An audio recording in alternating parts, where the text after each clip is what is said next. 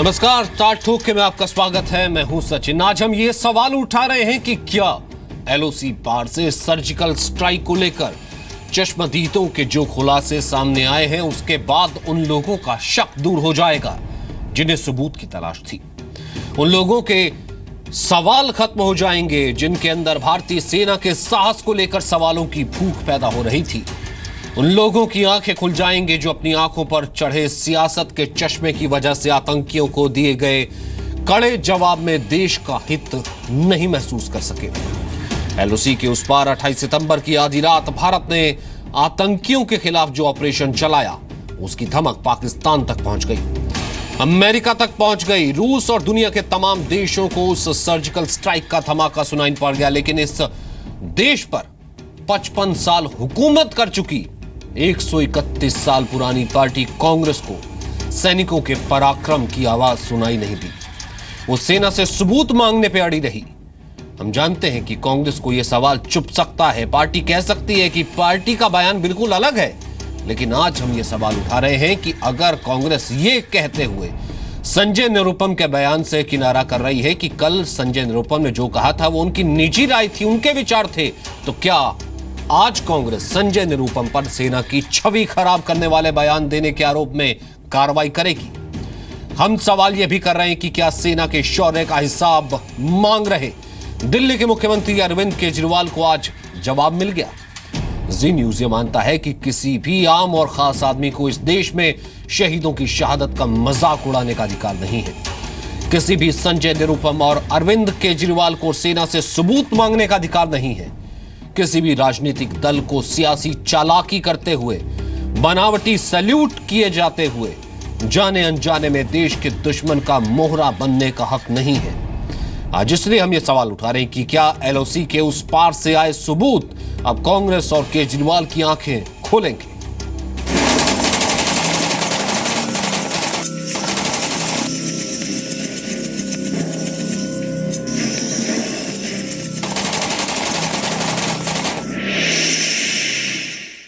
अखबार में आ गया तो उसका खंडन तो नहीं आया। इसके मानी सही है कि हमने सिर्फ जो गांव के लोग हैं उनकी रिश्तेदार से बात की, परंतु उन्होंने सिद्ध किया हमने जो कहा।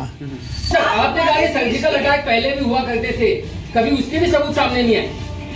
पहले कभी सरकार ने डीजीओ को नहीं बोला कि ऐसा करो, ढोल बजाओ, नगाड़ा बजाओ। अगर वो सबूत दे देते तो क्या वो ढोल बजाना नहीं होगा? बहुत अच्छा सवाल है, एक मिनट का जवाब है, फिर आपके सवाल कहूंगा मैं।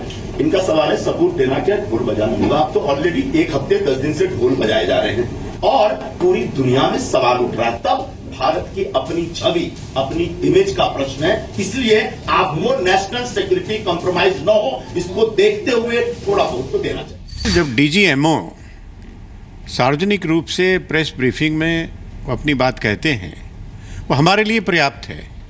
उसके लिए किसी सबूत की कोई आवश्यकता नहीं है। वीडियो, सीडियो, एविडेंस, ये सब फर्जी बातें हैं। पाकिस्तान की सरकार एक बस भर के अंतर्राष्ट्रीय पत्रकारों को बॉर्डर पे लेके गई है और वहाँ ये दिखा रहे हैं कि देखो भारत कह रहा था यहाँ पे सर्जिकल स्ट्राइक हुए हैं, यहाँ तो कुछ भी नहीं हुआ। और हम पीएम को इतना कह रहे थे कि भारतीय सेना ने बड़ी बहादुरी से काम करके जवाब दिया है पाकिस्तान के आतंकी हमलों का जवाब दिया है। पर अभी ये जो प्रोपेगेंडा बहुत चल रहा है, इसमें भी आप उसी साहस के साथ में खड़े होकर जवाब दीजिए। आर्मी के ऊपर में विश्वास रखें और सरकार के ऊपर छोड़ दीजिए। Congress claimed that surgical strike happened before also. Is it true? Well, I cannot say yes and I cannot say no, because these kind of operations are very, very sensitive, and whatever a nation has to do in its own self-defense, I think they're justified in carrying out such actions, and therefore let's not even question it. ताल ठोक के आज का पहला सवाल, क्या surgical strike पर चश्मदीदों की गवाही से अब कांग्रेस और केजरीवाल की आंख खुल जाएगी? दूसरा सवाल, सेना के शौर्य का हिसाब मांगने वालों के मुंह पर अब ताला क्यों लग गया है? तीसरा सवाल, सर्जिकल स्ट्राइक पर सबूत मांगने वालों के खेमे में अब सन्नाटा क्यों है? चौथा सवाल, क्या कांग्रेस अब सबूत मांगने वाले अपने नेताओं पर कार्रवाई करेगी? और ताल ठोक के आज का पांचवा सवाल, क्या सर्जिकल स्ट्राइक पर अपने ही घर में घिर गए हैं नवाज।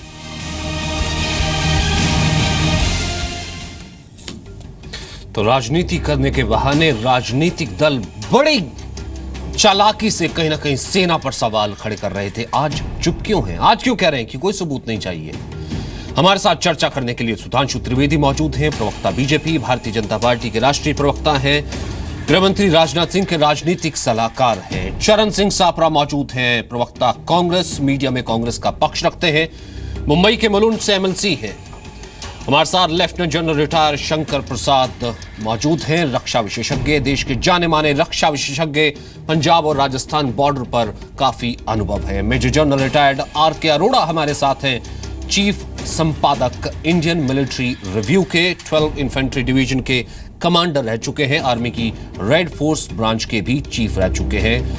कर्नल RSN सिंह इस वक्त स्टूडियो में हमारे साथ हैं, पूर्व रॉ अधिकारी, मिलिट्री इंटेलिजेंस में काम कर चुके हैं, एशिया और पाकिस्तान के सामरिक हालात पर 2 किताबें भी लिख चुके हैं। तमाम पैनलिस्ट का स्वागत है। सबसे पहले चरण सिंह सापरा, मैं आपसे शुरुआत करना चाहता हूं और आपसे शुरुआत बनती भी है।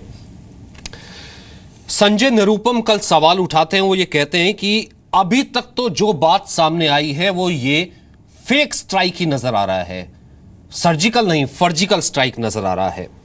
आर्मी पर उन्होंने सवाल उठाया, डीजीएमओ ने प्रेस कॉन्फ्रेंस की थी, उसके बाद उन्होंने कहा कि डीजीएमओ ने ढोल बजाया, सेना पे सवाल उठाया, मनोबल को गिराया, इस तरह की बातें कही।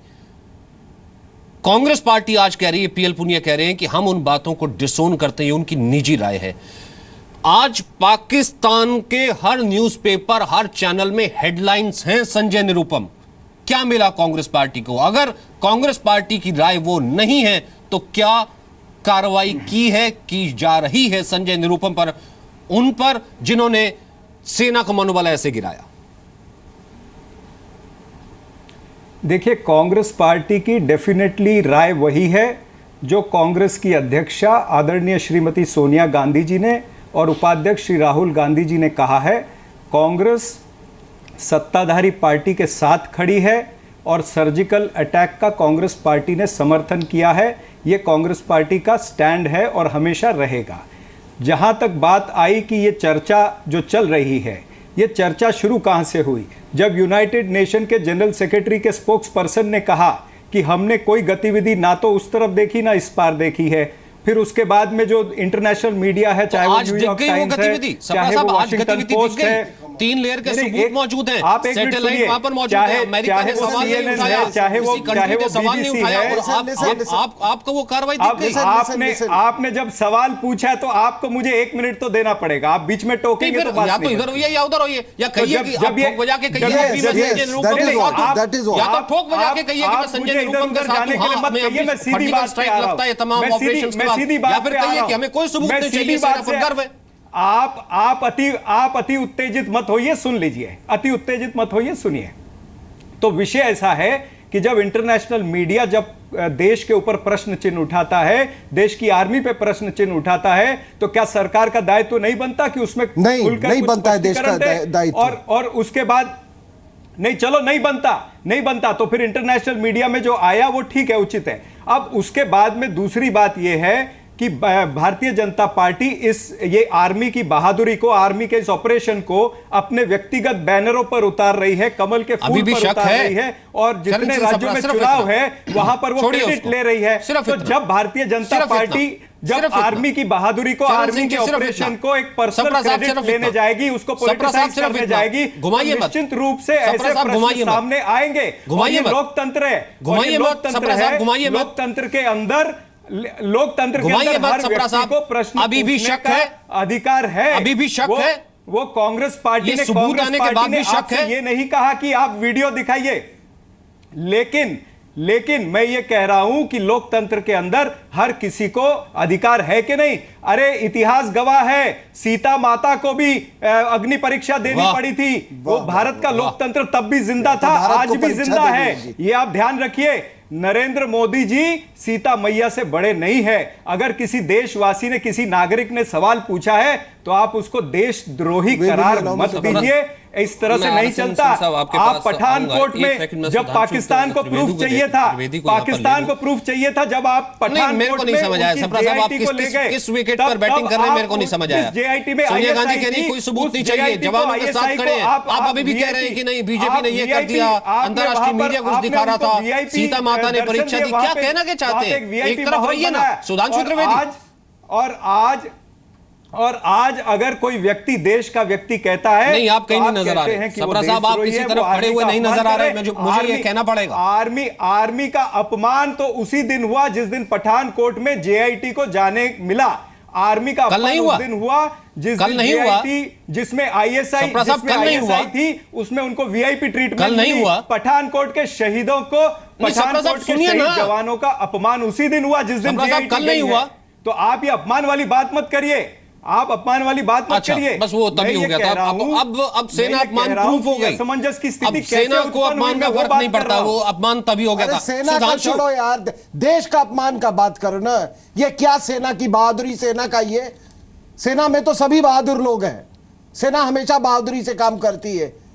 ये क्या, ये जवानों के बहादुरी पे बार बार आप खेल रहे हो? अरे ये भारत की इज्जत का सवाल है भाई, ये भारत की इज्जत का सवाल है। देखो आपने एक बड़ी अच्छी बात कही कि मुझे इसमें ये प्रजातंत्र की बात कर रहे हैं, जमहूरियत की बात कर रहे हैं, बहुत अच्छी बात है। लेकिन जमहूरियत में दो चार चीजें होती हैं कि आप अगर एक पॉलिटिकल पार्टी हो, या आप मीडिया हाउस हो, या मैं एक एनालिस्ट हूं, हम लोग सबका अपना अपना एक इंफॉर्मेशन नेटवर्क होता है। एब्सोल्युटली ठीक है। अगर आपके पास वो इंफॉर्मेशन नेटवर्क नहीं है, you should close your media house tomorrow.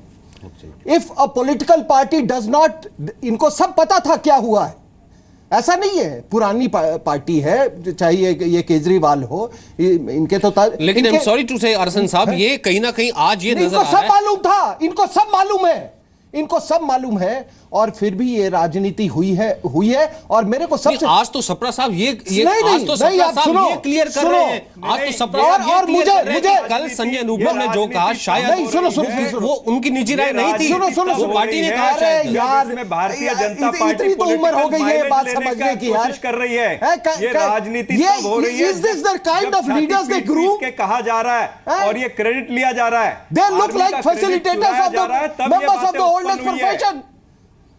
कोई महाराजा है जो कोई अपने आप को बोलता है, कोई ये करता है, ये टुटपुंजिया नेता, ये देश को। And you tell me, if you, अगर तुम में चरित्र है, तुम में अगर चरित्र है, कन्विक्शन है, तो ये बोलो कि ये नहीं हुआ था, इन कारणों से नहीं हुआ था। ये क्या है? बीबीसी तुम्हारा बाप है, CNN IBN बाप है तुम्हारा। ऑलरेडी ये देश का जो पर्सपेक्टिव जो है, वो इन्होंने जो पूरे हमारे रीजन को, जो हमारी मीडिया का पर्सपेक्टिव होना चाहिए, वो इस देश में नहीं है। बीबीसी का पर्सपेक्टिव है और CNN का पर्सपेक्टिव है। Washington Post, from my side they can go to hell. अरे इनके सबके बच्चे पढ़ते हैं अमेरिका और इसमें, तभी इनको वॉशिंगटन पोस्ट और न्यूयॉर्क टाइम्स, ये सारा कुछ समझ मैं समझ सकता हूं आरएसएन साहब, ये गुस्सा आना लाजमी है, गुस्सा ऐसी की बात नहीं है। सुधांशु त्रिवेदी जी यहां पर सीधे तौर पर ये तो सप्रा जी ने चीजें क्लियर कर दी। आज जब इन्होंने इतनी सब चीजें दोबारा गिना दी इतने सबूत आने के बाद, ये तो अब साफ हो गया, ये निजी राय नहीं थी संजय निरुपम की, डायरेक्टिव था। कहां से आया था कमाल साफ नजर आ रहा है।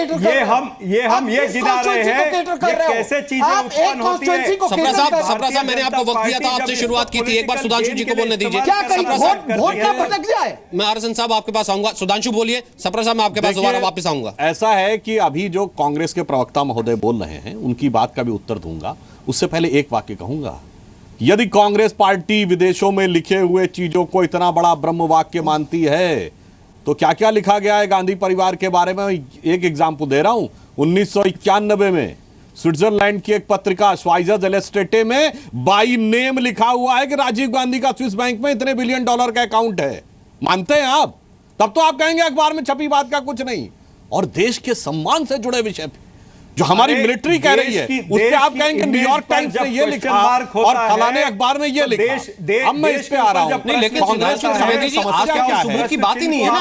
अच्छा, इन्होंने कहा सबूत दे दीजिए तो आगे सर्जिकल स्ट्राइक को गलत ठहराना है, क्यों सबूत देंगे? या फिर उनको इस बात की समस्या है कि उन्होंने आरबी से बात की है, इस विषय का डिफेंस मिनिस्टर से बात की है कि सबूत देना चाहिए। अरे भैया, आप मुझे बोलने सुधांशु जी, दीजिए। आप लोग बोल रहे थे, मैं शांति से सुन रहा था। अच्छा, नहीं बोलिए सुधांशु जी। हाँ, मैं चरण सिंह सापरा साहब से पूछता हूं, कार्रवाई करना सेना का काम है और ओन करना और निर्णय लेना पॉलिटिकल लीडरशिप का काम है। अगर आप ये कहते हैं, आर्मी ने तो हमेशा शानदार काम किया है, आपके दौरे हुकूमत में क्या हुआ? आर्मी हमेशा जंग के मैदान में जीती और राजनीति के बिसात पर हार गई। हम सुलह की शक्ल को संवारते रहे, जीतने के बाद बाजी हारते रहे। और अगर ऐसा ही है तो आप कहिए कि इंदिरा गांधी का कोई रोल नहीं है बांग्लादेश की लड़ाई में। अगर जीता है तो जनरल जैकब और जनरल जगदीश सिंह अरोड़ा ने जीता है, तब तो आप कहेंगे इंदिरा गांधी ने टुकड़े कर दिए। और आज अगर निर्णय लेने की बात है तो आप कहते हैं नहीं साहब, वो निर्णय नहीं। और अगर आपने बैनर नहीं लगाए कि आपके जमाने में ये कार्रवाई हुई मगर आपने इसको ओन नहीं किया, तो साहब यही मजबूती होती है पॉलिटिकल लीडरशिप की कि वो ओन करके दिखाए। और अब मैं दूसरा उदाहरण देता हूं, आपको कुछ फैक्ट देता हूं। अरे भैया, मुझे बोलने दीजिए ना। तो वो स्वयं क्रेडिट मिला है, वो आपके बोलने से क्रेडिट नहीं मिला है। अरे भाई, वो जनता ने खुद क्रेडिट दिया था। मान्यवर, बैनर लगाने अगर आपको लगता है कि इसमें कोई अगर सैल्यूट वाले वो जो बैनर लगे हुए हैं, यानी कि ये तो राजनीति थी ना। अब आप ये दूसरा सेल्फ गोल कर रहे हैं। सुधांशु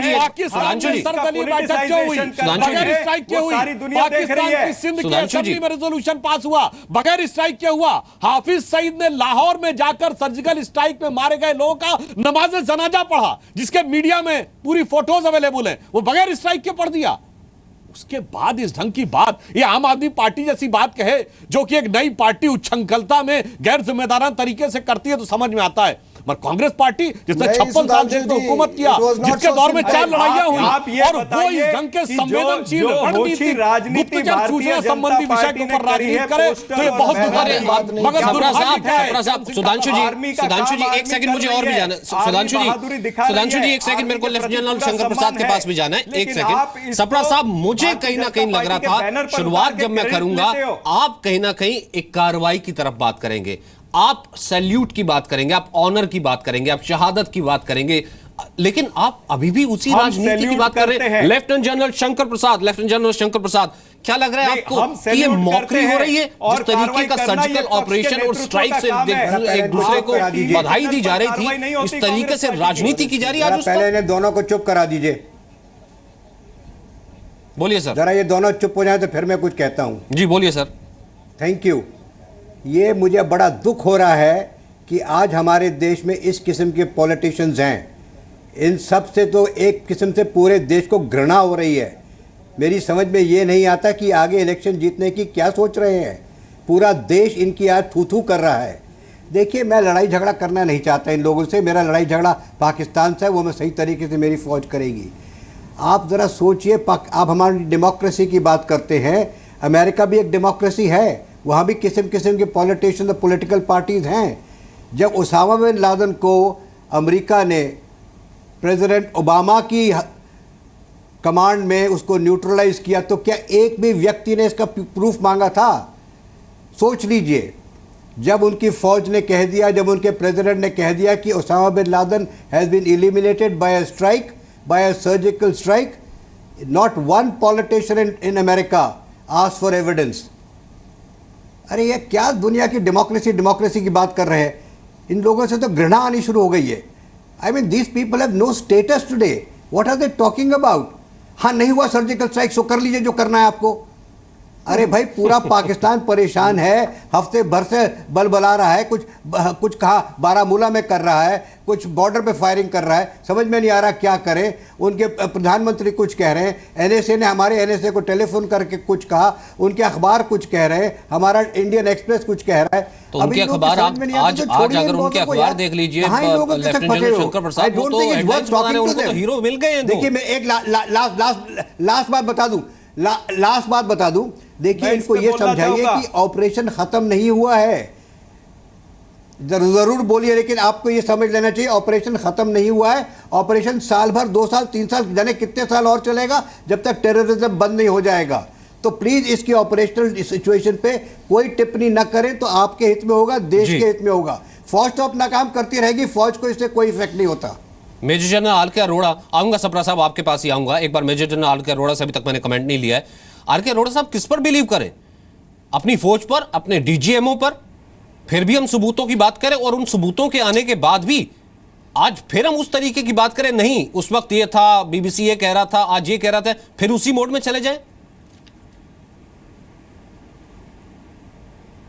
जो भी कहता है सबूत दो, इसका मतलब वो कह रहे हैं जो भी आर्मी ने स्टेटमेंट दी है, डीजीएमओ ने ब्रीफिंग की है, वो गलत है, हम नहीं मानते हैं। इसका मतलब ये हमारी फौज का मनोबल जो है गिराना चाहते हैं। अगर वो हमारी फौज का मनोबल गिराना चाहते हैं तो ये दुश्मन की मदद करना चाहते हैं। बिल्कुल। और ये ट्रेटर्स हैं। मेरे ख्याल इंडिया में लॉज हैं जिनके तहत इनको अरेस्ट करना चाहिए, इनके खिलाफ केस करना चाहिए। पॉलिटिशियंस आपस में जो बोल रहे हैं अलग बात है, बट जो बिल्कुल बोल रहा है, मैं नहीं मानता हूं कि आपने ऐसा किया है। फौज से ऐसे सबूत नहीं मांगे जाते हैं। फौज झूठ के आधार पर ऑपरेशन नहीं करती है या स्टेटमेंट नहीं करती है। ये ऑपरेशंस हुए हैं। अभी उधर आप देखो, जब ओसामा बिन लादेन को मारा गया तो एक मरीन्स ने उसके बारे में किताब लिखी, उसके खिलाफ केस हो रहा है सिर्फ लिखने के लिए कि हमने ऑपरेशन कैसे किया है। इस बार भी डीजीएमओ ने बोला है कि हम सबूत देंगे, बाद में देंगे। ये सबूत देने में मुश्किलात ये है कि उससे पता लगता है हमारी काबिलियत क्या है। अब ये सबूत सौंप दिए हैं प्राइम मिनिस्टर्स ऑफिस को, वो फैसला करेंगे क्या कुछ दिखाना चाहिए क्या नहीं, और वही चीज दिखाएंगे जिससे कि दुश्मन का मनोबल कम हो, हमारा हायर हो।